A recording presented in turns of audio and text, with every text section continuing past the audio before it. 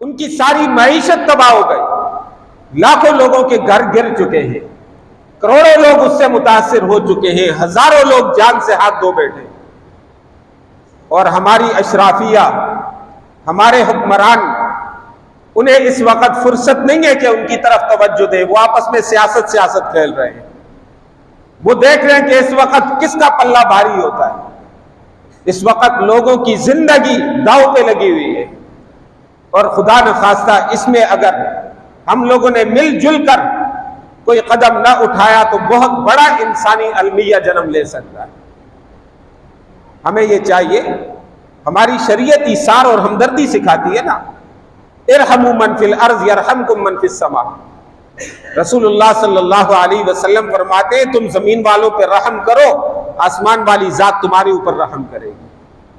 تم لوگوں پر مہربانی کرو، اللہ تم پہ مہربان ہوگا۔ ہم تو اس پیغمبر صلی اللہ علیہ وسلم کے پیروکار ہیں کہ جن کی شریعت ہمیں یہ بھی بتاتی ہے کہ اگر سخت پیاس کی حالت میں ایک کتا کنویں پر بیٹھا ہوا ہے اور پیاس کی وجہ سے اس کی زبان لٹک رہی ہے، اور ایک زانیہ اور فاحشہ عورت اپنے دوپٹے کو رسی بنا کر اور اپنے موزے کو اگر وہ مشکیزہ بنا کر، ڈول بنا کر پانی نکال کے اس کتے کی جان بچا دیتی ہے، تو پیغمبر علیہ السلام فرماتے ہیں کہ اس عمل کی وجہ سے اللہ نے اس کی مغفرت کر دی۔ جہاں ایک کتے کی جان بچانے کی اتنی فضیلت ہے کہ ہمدردی کی بنیاد پہ ایک سسکتے بلکتے جانور کی زندگی بچا لی تھی، آج لاکھوں لوگوں کی زندگیاں داؤ پر بنی ہیں، تو ہمیں کیوں اس بارے میں فکر نہیں ہوتی؟ ہم کیوں حرکت نہیں کرتے؟ ہمارے ضمیر کیوں نہیں ہمیں ملامت کرتے کہ کیا ہمارا بھی کوئی حق بنتا ہے یا نہیں بنتا؟ کیا ہم بھی ان کے ساتھ کوئی تعاون کر سکتے ہیں یا نہیں کر سکتے؟ جو کھلے آسمانوں تلے اس وقت بیٹھے ہیں، ان کے اوپر چھت نہیں ہے، زمین پہ بچھونا نہیں ہے، کھانے کے لیے ان کے پاس کچھ نہیں ہے، ان کے چولہے بجھے ہوئے ہیں، اور وہ بے کسی کی حالت میں، بے چارگی کی حالت میں اس وقت چاروں طرف نگاہیں دوڑا رہے ہیں کہ کہیں سے ہمارے پاس کھانے کے لیے دو چار لقمے آ جائیں۔ اس لیے اس وقت ضرورت ہے اس ایثار کی، ضرورت ہے اس تعاون کی جو صحابہ کرام نے پیش کیا تھا کہ پیاس کی حالت میں ہر ایک جان دے دیتا ہے، لیکن پانی کا پیالہ آگے بڑھا دیتا ہے کہ میرے بھائی کی زندگی بچ جائے۔ اس لیے میرے بھائیوں، یہ وقت ساری قوم کے ایک ہونے کا ہے۔ 75 سال پہلے ساری قوم کو مل کر ایک وطن کی ضرورت تھی، اور آج اس وطن کے باسیوں کو ایک قوم کی ضرورت ہے۔ آج ہم سب کو ایک ہو کر سارے اختلافات کو بالائے طاق رکھ کر، یہ ان کھیلوں کے بعد میں بہت مواقع ملیں گے، سیاست بھی ہو جائے گی، الیکشن بھی ہو جائیں گے، ایک دوسرے کو پکڑ دکڑ کر جیلوں میں ڈالنا بھی ہو جائے گا، ایک دوسرے کے تخت اور کرسیوں کو الٹنے کی بھی بہت مواقع ملیں گے، لیکن اگر ہم اب بھی سوئے رہے اور اس وقت بھی ہمارے مد نظر کوئی ایسی چیز نہیں، تو پھر بے حسی کی انتہا کی اس سے بڑی مثال اور کوئی بھی نہیں۔ اس لیے ہمیں چاہیے کہ جس سے جتنا کچھ ہو سکے، مالی طور پر، خواہ افرادی طور پر، جو حضرات جا کر وہاں اپنی جانی خدمات پیش کر سکتے ہیں، جنہیں اللہ نے گھر میں بستر دیے ہیں، گھر میں کپڑے دیے ہیں، جن کے پاس برتن موجود ہیں، جس طرح سے ممکن ہو سکے ان حضرات کے ساتھ تعاون کی کوشش کریں، اور یہ تعاون آپ ایسے افراد کے ذریعے سے کریں جن پہ آپ کو اعتماد ہو۔ اس وقت بڑے بڑے جو نام ہم سنا کرتے ہیں، ان میں سے ہمیں وہاں پر کوئی بھی نظر نہیں آ رہا۔ آپ سوشل میڈیا اٹھا کر دیکھ لیں، آپ ٹی وی چینلوں پہ دیکھ لیں، ہمیں وہاں پر کوئی بڑا نام نہیں نظر آئے گا۔ JDC اور فلاں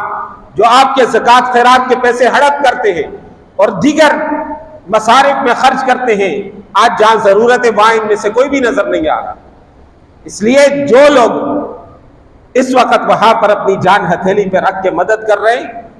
ان کو سلام کرنے کو دل چاہتا ہے، وہ قابل تحسین ہے۔ الخدمت کے رضاکار آپ کو وہاں نظر آئیں گے، آپ کو وہاں انصار الاسلام والے نظر آئیں گے، آپ کو اہل سنت ویلفیئر والے نظر آئیں گے، آپ کو وہاں پر دیگر مذہبی تنظیموں کے نمائندے نظر آئیں گے۔ آپ ان کے ساتھ تعاون کریں جس پہ اعتماد ہو۔ میں یہ نہیں کہتا کہ فلاں کو دیں، آپ دیکھیں جن پہ آپ کو اعتماد ہے، جتنا ہو سکتا ہے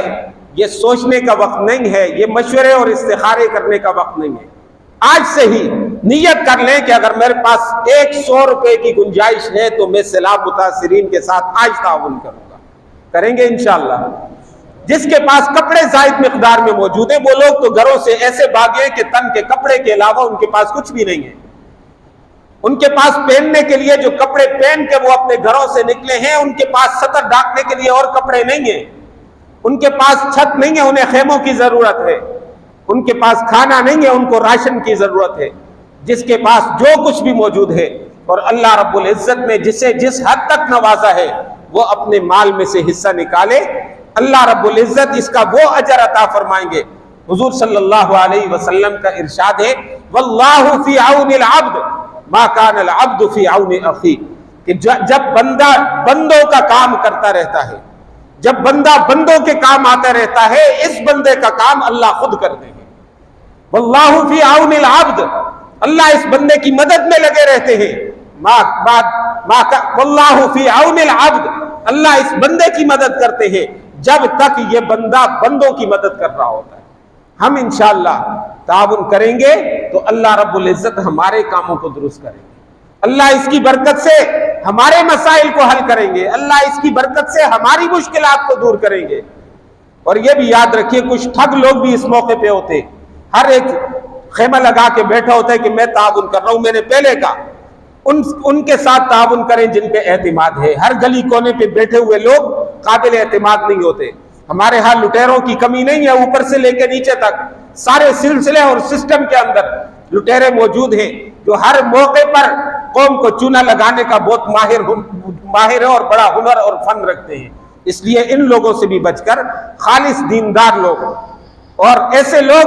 جن کا کام آپ کو نظر آ رہا ہو ان کے ساتھ تعاون کیجئے۔ یہ اس وقت میری آپ سب کی پوری امت مسلمہ کی ذمہ داری ہے۔ انشاءاللہ یہ نقصان، یہ کام، ہمارا یہ تعاون ہمیں دنیا کے اعتبار سے بھی ہمیشہ کے لیے سرخروئی نصیب کرے گا، آخرت کے اعتبار سے بھی انشاءاللہ یہ ہماری کامیابی، کامرانی کا ضامن ہے۔